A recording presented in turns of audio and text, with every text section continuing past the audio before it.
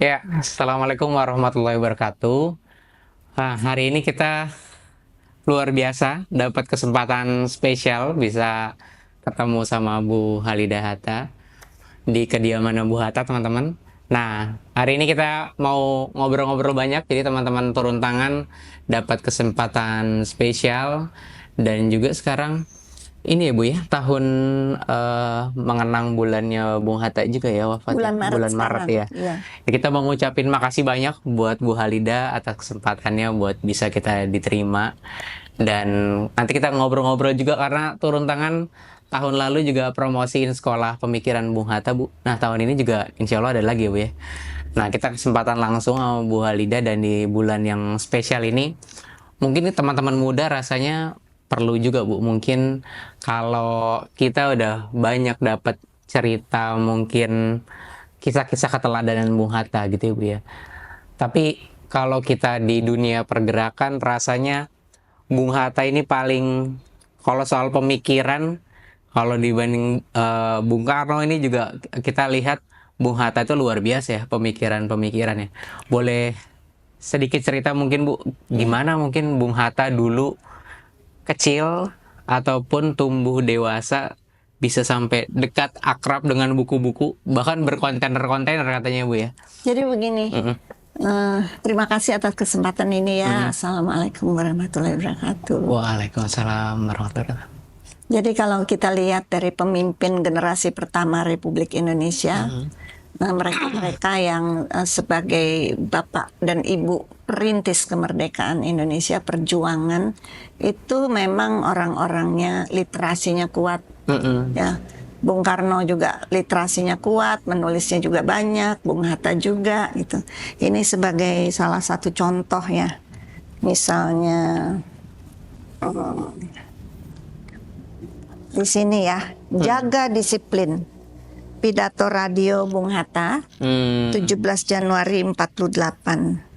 Diterbitkan dengan judul Pidato Radio dalam kumpulan pidato. Nah, ini sekarang diterbitkan oleh LP3S. Nanti kita akan bicara ini lebih jauh. Ya, Tapi di ya, sini bisa dilihat jaga disiplin. Nah, jadi di sini Bung Hatta, apa yang Presiden Soekarno waktu itu katakan, ya. Seperti diuraikan oleh Presiden Panglima tertinggi, janganlah kita memandang sesuatunya dari jurusan sekarang saja. Tapi hendaklah kita pandai melihat dengan meninjau ke masa depan. Nah, di sini dikomentari oleh Bung Hatta, perasaan dan perhatian saudara-saudara jangan terikat kepada kemustian yang sekarang. Tapi hendaklah kita pandai melihat keuntungan-keuntungan atau hal-hal positif yang sekarang kita bilang opportunities, kesempatan yang bakal timbul daripadanya jika dijalankan dengan sebaik-baiknya. Jadi ini terkait dengan jagalah disiplin. Nah, di sini Bung Hatta juga bilang, tiap-tiap orang agar memelihara disiplin yang kuat, menjauhkan permusuhan, menghentikan segala tembak-menembak di kala itu. Karena pada waktu itu, periode revolusi fisik, kita bertahan ini. Karena kan mau dikuasai lagi. Pasca kemerdekaan ya. Ya, periode revolusi fisik. Nah, di situ kita lihat bahwa para pendiri republik ini literasi sekali. Dan memang alam itu adalah juga dari pendidikan yang mereka alami. Nah, karena tadi pertanyaannya Bung Hatta, ya waktu SD-nya sekolah Belanda kan, Europese Lagere School, itu SD di Bukit Tinggi, yang dimana duduk bersama orang-orang Belanda, anak-anak Belanda. Jadi dari SD itu udah duduk sama. Iya, karena ada juga sekolah raja. Sempat sekolah raja tuh sekolah anak-anak pribumi katakanlah. Kemudian keluarganya mengirim ke SD atau sekolah dasar, basis school ya. Itu dibilangnya Europese Lagere School. Lagere tuh rendah, jadi sekolah dasar. Itu di Bukit Tinggi. Nah, kemudian waktu SMP-nya, tingkatan SMP itu adalah MULO. Kalau kita lihat pada sistem pendidikan Belanda, Jadi masuk di sekolah Belanda juga. Mulo itu tahun, karena Bung Hatta lahirnya tahun 1902 ya, di Iya, abad yang lalu ya. Heeh. Jadi 1913 sampai 1918 itu ada di Padang. Di Padang. Nah itu kenapa kok Bung Hatta utuh ya, holistik gitu. Mm-mm. Pengetahuannya, apa yang ditulisnya, lalu memberikan saran-saran yang melihat ke depan, ya, tidak hanya untuk sekarang, tapi ke depan. Itu karena juga selain pendidikan yang diperoleh, tapi juga berorganisasi dan terutamanya juga komunikasi di dalam keluarga. Jadi waktu masih kecil di Bukit Tinggi melihat kepada usaha kakeknya, dia melihat interaksi antara kakeknya dengan para pegawainya. Mereka kakeknya Bung Hatta itu mempunyai usaha mengirim barang dengan kuda dan dengan kereta kuda, lalu ada ininya. Jadi dari kecil tuh belajar ekonomi ya sebenarnya Bu ya. Iya, sudah lihat praktek-praktek ekonomi. Dan kemudian ada pamannya dia, itu pamannya dia adalah pamannya Bung Hatta itu adalah adiknya dari Ibu Bung Hatta. Nah, jadi sudah melihat kepada berkomunikasi, juga mendiskusikan sebaiknya Hatta ini masuk sekolah mana, dijuruskan kemana. Karena kalau dari pihak keluarga bapaknya memikirkan untuk dikirim ke Mesir untuk menjadi ahli agama, mengikuti kepada kakeknya. Kakeknya dari pihak ayahnya, karena ayahnya juga guru, pengajar agama, lalu ayahnya di kakeknya itu pendiri pesantren. Dan itu yang mendirikannya lebih kepada juga filsafat dan pendalaman dan esensi dari agama Islam. Jadi dari kecil tuh udah dilatih filsafati banget gitu. Iya. Dasar filsafatinya sudah kuat memang dari ketika berkomunikasi dengan paman dari pihak bapaknya. Jadi saudara laki-laki dari almarhum bapaknya itu sangat filsafati. Ketika berbicara dengan paman dari adik ibunya, dengan kakeknya, ia melihat bagaimana penerapan dari nilai-nilai agama itu pada bisnis yang dilakukan. Jadi bukan berjalan sendiri-sendiri. Kan ada tuh yang misalnya sembayang ini, tapi dalam rangka kemasyarakatan kok berbeda dari nilai-nilai Islami. Nggak begitu, tapi sangat memanusiakan manusia. Iya, karena teman-teman muda sekarang kan juga mungkin ada yang baru menikah nih, baru punya anak nih gitu ya. Kayak rasanya kita juga perlu banyak ini juga ya, banyak cerita. Ada momen atau kisah bagaimana Bung Hatta dulu dididik gitu Bu, yang mungkin masih teringat jelas sama Bung Hatta, mungkin diceritakan juga ke anak-anaknya yang sehingga sampai saking disiplinnya gitu sama buku gitu ya. Sebetulnya disiplinnya itu adalah budi pekertinya ditata dari kecil, tapi ia juga mempunyai rasa terhadap membangun budi pekerti dan juga sikap. Tapi itu dari bapaknya atau dari ibunya Bung Hatta mungkin yang nurunin gitu Bu, mungkin suka baca juga ya. Bung Hatta itu waktu masih kecil, masih bayi baru 7 bulan atau 8 bulan, ayah kandungnya meninggal. Iya. Nah, baru 8 bulan udah. Iya, jadi ia kan lahirnya 12 Agustus 1902. Lalu ayahandanya meninggal April 1903. Iya. Nah, jadi belum pernah ketemu sama. Iya, tapi kemudian tinggalnya kan Bung Hatta di Bukit Tinggi. Jadi sebagai anak-anak selalu mengadakan kunjungan ke makam ayahnya. Pada waktu itu harus naik kereta kuda kan. Jarak ke Payakumbuh dari Bukit Tinggi itu jauh perjalanannya. Nah, terus di sana ketemu sama pamannya, sama kakak laki. Tinggal sama pamannya. Ya pasti dia nginap di sana.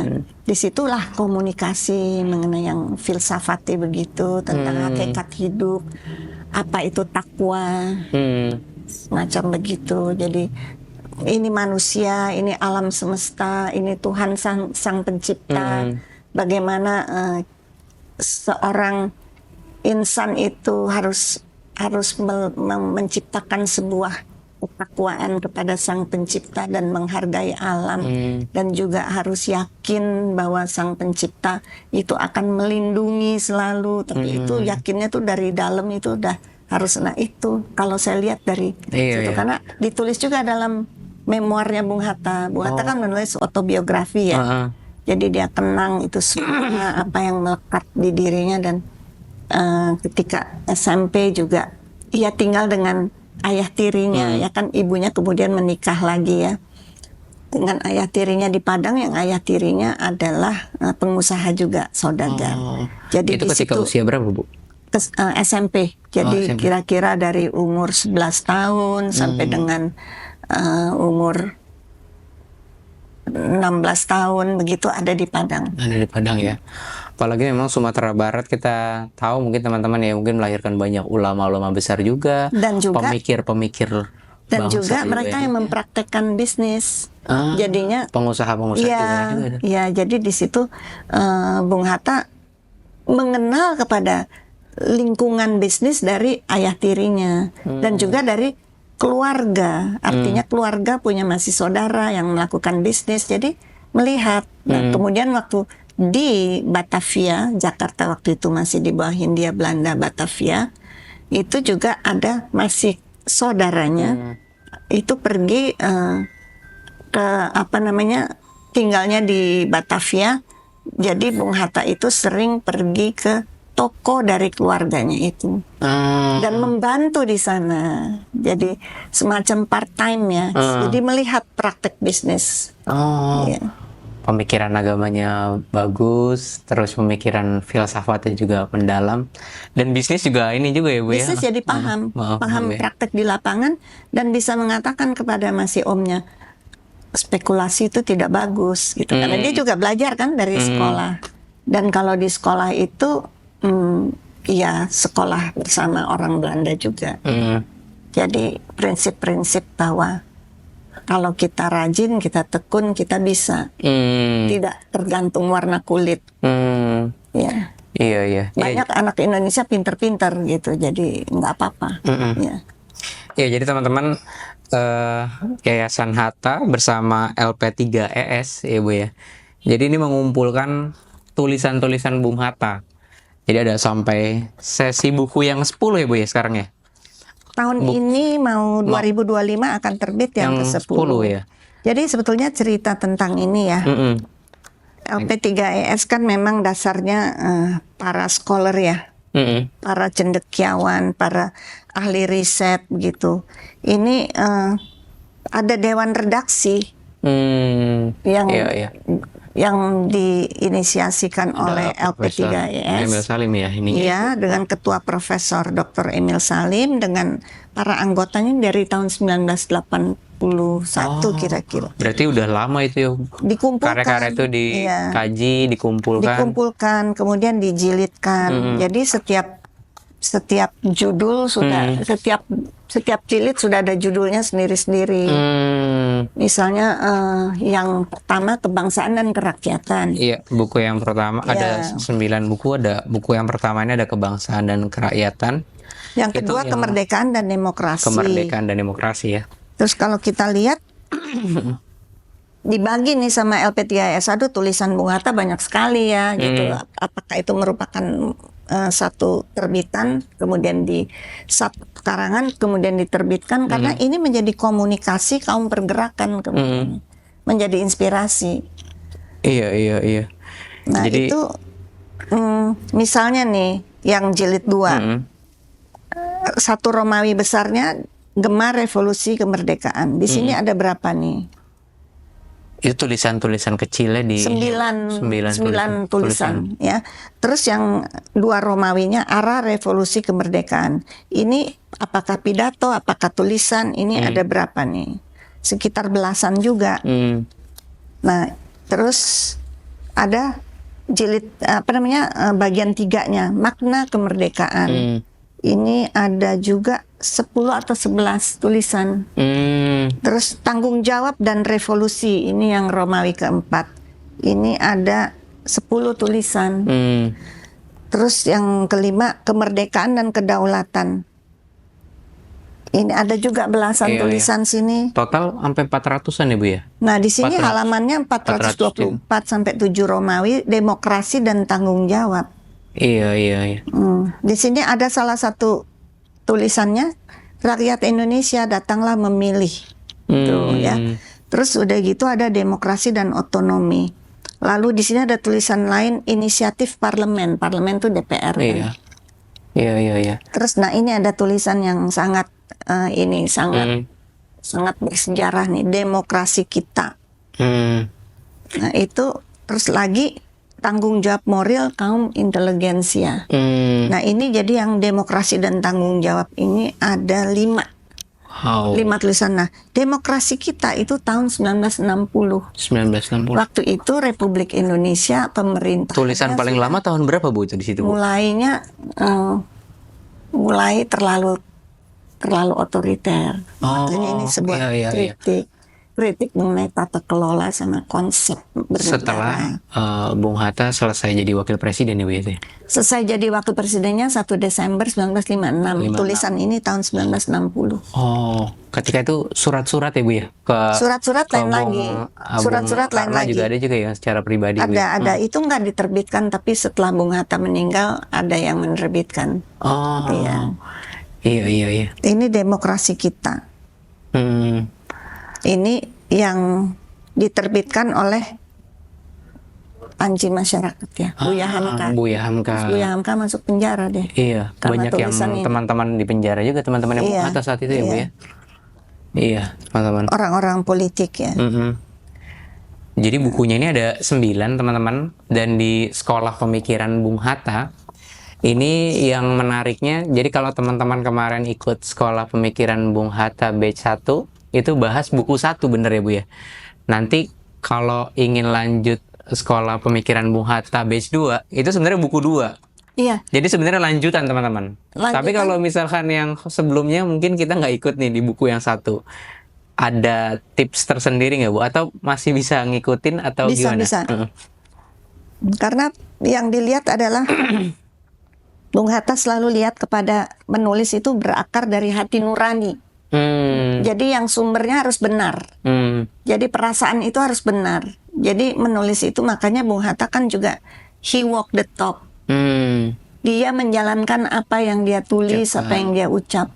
Ya begitu harusnya. Jadi harus lihat kepada esensi. Jadi ketika menulis harus benar karena ini adalah untuk orang lain, sama-sama menjaga tujuan hidup kita apa dan kita ini perannya apa di bumi. Seperti itu. Jadi sangat filsafati, tapi bisa sangat membumi. Harus membumi. Kalau enggak orang nggak mengerti. Betul. Jadi filsafat adalah dasar karena akhirnya dasarnya apa? Takwa. Takwa kepada Sang Pencipta. Kita punya tanggung jawab. Nah, jadi tanggung jawabnya seperti apa? Nah, yang buku 1 kan kebangsaan dan kerakyatan. Nah, yang kedua kemerdekaan dan demokrasi. Dan demokrasi cocok banget sih ya. Iya, nah jadi dengan situasi sekarang mungkin untuk memahami demokrasi gitu kan. Yang itu juga kebangsaan dan kerakyatan juga. Jadi prinsipnya kan menghargai manusia, menghargai kebersamaan. Jadi bukan untuk menciptakan kekuasaan bagi rezim, bukan begitu. Nah, jadi diceritakan lagi seperti apa sih penjajahan? Apa yang terjadi? Di sini ada refleksi sejarah. Wah, gitu. Jadi sampai ditulis satu nama yang saya nggak pernah belajar di sejarah waktu saya masih kecil. Karena dibahas sekali. VOC itu dia berhutang budi sama orang yang namanya siapa, orang Belanda yang namanya siapa. Yang jadi di sini ada istilah. Tapi sekarang kita tidak bisa melihat oh itu kan masa lalu. Itu ada pola berulang. Tabiat manusia itu kalau sudah mengenai ekonomi, mengenai kekuasaan itu bisa, apakah itu dilakukan penjajah? Yang susah sekarang dilakukan oleh kita, bangsa kita sendiri. Ini kan sekarang negeri kita sebetulnya yang paling berkah nih dari Tuhan. Ya di garis Katulistiwa itu segala macam yang subur, segala macam yang istimewa ada di Indonesia. Sekarang kita ini bisa memelihara atau kita merusak sendiri sumber-sumber yang kita punya. Termasuk bagaimana kita bisa memproyeksikan rakyat kita yang makin lama makin banyak? Sudahkah kita memberi suatu niat dan langkah strategi untuk membangun sumber daya manusia Indonesia? Dan ujungnya adalah kan gimana? Ujungnya kan ini rumah yang aman dan nyaman bagi bangsa Indonesia. Apalagi kita udah nyanyi Indonesia Raya, bangunlah jiwanya, bangunlah badannya. Iya. Jadi kalau kita biasa mungkin lihat tulisan di berita gitu kan, atau di YouTube gitu, sering banget sih Bu, kayak misalkan mungkin kisah-kisah keteladanan Bung Hatta ya. Cuman ini menarik teman-teman. Jadi beda, ini masuk ke ranah yang lebih dalam pemikiran. Jadi banyak Bung Hatta melahirkan tulisan-tulisan yang memang hanya anak muda harus effort lebih besar nih untuk baca gitu kan. Karena di dalamnya nih terdapat pemikiran-pemikiran luar biasa gitu ya. Tapi membumi sih, terutama kalau suka sejarah bagus. Jadi melihat kembali betul. gitu. Dan kita kan kalau baca satu tulisan nggak itu aja, kita bisa cari referensi. Saya mau lihat buku yang itu supaya lebih menjelaskan ini gitu. Petikan sejarah yang ada di sini.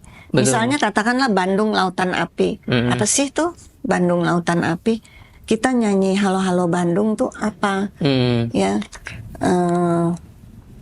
Mari Bung rebut kembali. Ya kenapa ya? Kok Bandung terbakar gitu misalnya ya.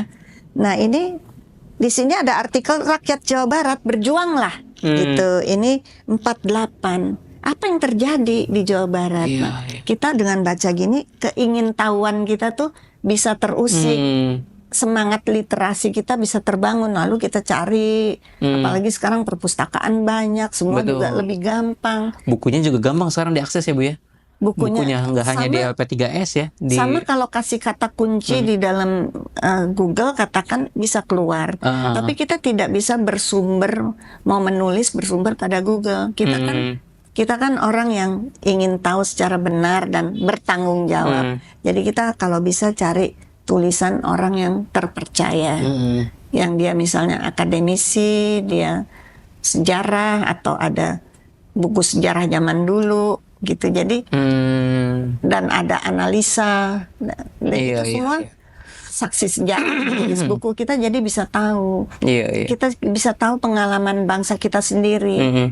Dari itu kita bisa bilang, oh ya kita ini sebetulnya harus melakukan suatu tugas. Apapun kontribusi kita, upaya kita bisa untuk membangun negeri, bangsa, dan masyarakat. Iya. Ya, jadi kalau kita diturun tangan juga percaya. Jadi politisi-politisi itu kan dulu secara sejarahnya, secara historis orang-orang baik ya we. Walau sekarang orang malah berbalik nih. Kita ngelihat fakta politik wilayah yang kotor dan segala macam. Padahal kalau kita ngelihat tokoh-tokoh bangsa kita yang kita sering belajar keteladanannya, itu politisi-politisi, Bung Karno, Bung Hatta, Syahrir, dan seterusnya gitu. Jadi ini teman-teman, jadi rasanya perlu kita baca mungkin bagaimana perjuangannya, terusnya juga kedisiplinan tadi Bu ya dalam proses membaca, menulis, karena nggak mungkin keteladanannya luar biasa kan. Kita sering dengarnya cerita didongengin sama orang tua gitu kan, gimana kesederhanaan beliau gitu kan, keluguannya, kejujurannya yang mungkin hari ini barang mahal buat politisi kita hari ini gitu ya. Nah cuman ini memang jadi babak yang kita udah jarang orang muda ngelihat politisi-politisi bukunya mungkin berderet gitu ya, atau mungkin tulisan-tulisannya bisa dengan hangat dibaca gitu, relevan sampai dengan udah berapa tahun gitu kan ya. Ini juga jadi hal yang mungkin saya sebagai orang muda juga ngerasa berbeda jauh tuh politisi hari ini dengan juga mungkin yang dulu zaman-zaman perjuangan gitu ya. Tapi kalau dari Bu Halida sendiri, ada pesan nggak sih Bu buat orang-orang muda yang hari ini belajar, yang hari ini mungkin juga melihat tantangan-tantangan bangsa yang berbeda gitu ya. Kalau dulu mungkin zaman Bung Hatta kita lagi ingin merebut kemerdekaan dan mempertahankan juga. Sekarang nih kita udah lama merdeka, mungkin tantangannya berbeda lagi. Kira-kira kalau dari Bu Halida ada ini nggak Bu? Setiap zaman ada tantangannya dan setiap lingkungan ada tantangannya juga. berorganisasi dulu maupun sekarang pasti ada tantangannya juga.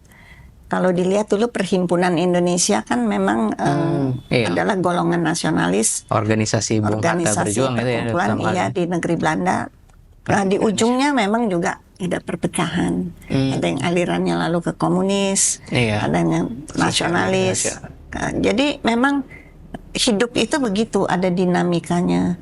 Tetapi yang penting orang harus punya prinsip, tahu ia melakukan apa. Nah, kalau saya beberapa waktu yang lalu melihat organisasi anak muda gitu, ia melihat masuk organisasi supaya dia bisa mendapatkan apa. Nah, sedangkan Motifnya ya. ya, saya mau dapat apa, saya mau jadi apa. Jadi ibaratnya, sampai hidup susah, saya mau dari sini saya bisa melompat kemana. Bukan itu. Kalau para tokoh dulu, mereka berorganisasi itu untuk mencapai sesuatu yang idealisme yang baik untuk tanah air dan bangsa. Belum merdeka, mau usahakan supaya Indonesia bisa merdeka dengan tangan kita. Begitu. Jadi kalau sekarang memang tantangannya sangat berat. Saya kasihan lihat generasi muda sekarang ini. Tapi saya yakin anak-anak muda mempunyai kiat-kiat yang cerdas, yang orang tua seperti saya mungkin tidak punya kepiawaian dalam cara-cara yang sekarang yang baik untuk survive, untuk bertahan dan juga untuk maju. Jadi kreativitas dibangun, komunikasi penting, dan supaya pandai pilah-pilah saja. Yang nggak baik jauhin deh, gitu. Jadi pilih aja. Jadi tidak bisa semua kita mau, tapi satu atau dua yang kira-kira bermanfaat. Sekarang juga hidup harus penuh perencanaan. Karena ekonomi di dalam negeri juga nggak bisa ditebak. Tidak bisa menjaminkan untuk rakyat kita hidup tenang. Saya harus bilang ini. Karena kalau di negeri Belanda, orang yang biasa-biasa saja, tapi usia sekian mereka sudah mendapatkan reward dari negara. Yang disebut lansia atau apa, anak-anak juga dapat hak uang libur. Itu kesejahteraannya dijalankan di sini. Menguapkan dengan sikap-sikap yang merasa kalau di politik lalu bisa berbuat apa untuk dirinya sendiri. Padahal itu adalah sebuah amanah. Kalau di Bung Hatta itu, partai politik adalah wadah untuk menyalurkan aspirasi masyarakat dan juga untuk mengetahui apa yang rakyat perlukan dan itu diupayakan supaya memang bisa diwujudkan. Jadi semua tuh harus dengan perencanaan. Nah, generasi muda sekarang berstrategi aja. Rencana hidupnya seperti apa. Jadi di planning lah gitu. Dan juga semangat literasinya harus dibangkitkan karena Bung Hatta sendiri bilang dalam waktu masih dalam masa penjajahan, kan ketika ia remaja dia nggak bisa bilang, oh tahun 45 kita pasti merdeka. Enggak kan? Nggak tahu kan kapan itu.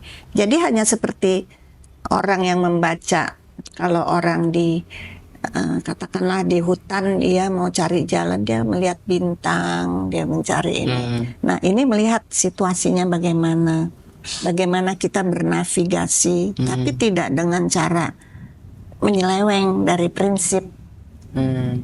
Tapi kita ibaratnya seperti gimana ya, berupaya dengan baik. Dan maka itu komunikasi antar kelompok penting. Apapun susahnya berorganisasi, tapi komunikasi dan saling sharing lah. Dan jangan cemburu-cemburuan gitu. Tapi kiatnya dibagi, kita sama-sama yuk maju. Kelihatannya kita harus menolong diri kita sendiri gitu. Iya, sebelum menolong orang lain ya Bu ya. Dan juga kreatif sih sekarang. Banyak sih cara untuk bisa kreatif, tapi ya itu dibangunlah suatu peluang sendirian. Iya, ya kita nggak kerasa nih udah sampai penghujung juga nih. Kalau denger Bu Halida tuh kayak denger dapat wejangan-wejangan dari orang tua gitu ya, yang emang mungkin udah tua. yang mungkin bijaksana ya, yang jarang kita bisa dapat momen kesempatan spesial. Dan teman-teman, kita nanti di 26 April di Sekolah Pemikiran Bung Hatta Batch 2 ya, nanti kita bahas buku yang kedua. Jadi teman-teman nggak usah khawatir yang kemarin di buku 1 belum ikut, bisa tetap baca ya Bu ya, bisa tetap. Dan disarankan baca dulu mungkin ya Bu ya. Jadi Memang. jadi teman-teman nanti bisa lebih paham ya Bu ya. Kalau daftar memang sih ada harganya ya, karena yang peserta itu harus membeli buku. Apakah dengan Zoom nanti mengikuti, itu hari Sabtu ya jatuhnya. Sabtu 26 April di Auditorium Fakultas Hukum UI. Nah, jadi dan pemateri-pematerinya juga luar biasa bagus-bagus ya. Iya. Bagus-bagus, seperti juga yang pertama juga bagus-bagus ya. Dan ada yang online juga ya Bu ya? Sesinya ada jadi yang itu offline. sesi tentu live Hybrid. ya, live ya, hybrid ya. Jadi yang tidak datang offline, yang tidak datang ke lokasi itu secara Zoom, secara online, mengikuti langsung. Siap. Makasih banyak buat Bu Halida atas kesempatannya, dan mungkin ada pesan dari Bu Halida terakhir buat orang-orang muda gitu ya, khususnya pembelajar dan juga mungkin aktivis pergerakan yang hari ini mendampingi masyarakat, yang hari ini mungkin advokasi gitu ya. Mungkin ada pesan dari Bu Halida dan mungkin ajakannya juga Bu, mungkin buat digabung di Sekolah Pemikiran Bung Hatta. Iya, saya mengharapkan supaya apakah jurusannya ilmu sosial atau jurusannya bukan ilmu sosial, tetap perlu untuk kita mengenal bangsa kita sendiri, mengenal sejarah. Ini bukan kembali ke masa belakang, tapi ini sebagai kita mengambil tipsnya. Dan kita juga mempelajari ada pola berulang apa, sehingga kalau ada kekurangan di masa lalu bisa kita perbaiki. Kita sudah meniti lah. So, kita menghindari hal-hal yang tidak perlu. Nah, itu semua bisa didapat dengan tulisan-tulisan yang ada. Kita bisa mempunyai satu perspektif dan ikut dalam acara ini. Itu akan sangat membuka wawasan dan juga mempunyai suatu wawasan kebangsaan dan juga semangat kita untuk ikut berkontribusi untuk tanah air dan bangsa. Sama supaya juga tetap mengenal Bung Hatta, ya, mengenal juga Bung Hatta dan rekan-rekannya, kawan-kawan seperjuangannya, tokoh-tokoh generasinya yang selalu peduli untuk membangun bangsa Indonesia yang merdeka, bersatu, berdaulat dengan cita-cita adil dan makmur. Ini menjadi pekerjaan rumah buat kita semua. Siap. Ya, makasih banyak mungkin buat Bu Halida, dan teman-teman kayaknya wajib ikut gitu ya, sehingga kita bisa jauh lebih dalam gitu ya mengenal pemikiran proklamator kita, dan juga mungkin bukan hanya keteladanan-keteladanaannya yang sering kita lihat, tapi bagaimana proses beliau membaca, menulis, berdiskusi, hadir di forum-forum dengan pemikiran-pemikirannya Bu ya. Iya, jadi ini intinya seperti kita melihat tata kelola yang baik seperti ini. Iya, betul. Andai kata ada persoalan ini, sebaiknya yang kita lakukan seperti apa. Ini jadi universal ya sifatnya, akan tidak, walaupun terjadi di masa lalu tulisannya, tetapi berguna untuk ke masa depan. Siap. Ya, untuk kita membaca keadaan juga dan untuk menyiasati sebaiknya apa yang kita lakukan. Jadi jangan marah, tetapi bijak gitu. Dan bijaknya membuminya bagaimana? Betul. Gitu. Itu tantangan orang muda hari ini sih Bu, merespon mungkin banyak peristiwa-peristiwa ya. Tapi jangan marah, tapi harus bijak, itu berat juga itu ya. Tapi saya nggak akan menyalahkan anak muda kalau sekarang marah. Ya, tapi anak muda pasti mempunyai kekuatan, mempunyai potensi dari dalam diri sendiri, kreativitas yang pasti membanggakan. Siap. Ya. Jadi yang penting anak muda tidak melenceng, itu dia, ada kuat imannya, siap, teguh prinsip. Jadi kalau marah nggak salah ya Bu ya, kita gitu ya. Jadi jangan gampang di bribe gitu ya. Siap. Ya, makasih banyak Bu Halida, dan sampai ketemu buat teman-teman di Sekolah Pemikiran Bung Hatta di tanggal 26 April. Daftarkan diri teman-teman segera. Makasih banyak Ibu. Saya juga terima kasih. Sampai ketemu lagi teman-teman pejuang. Kami tutup. Wassalamualaikum warahmatullahi wabarakatuh. Waalaikumsalam. Ya.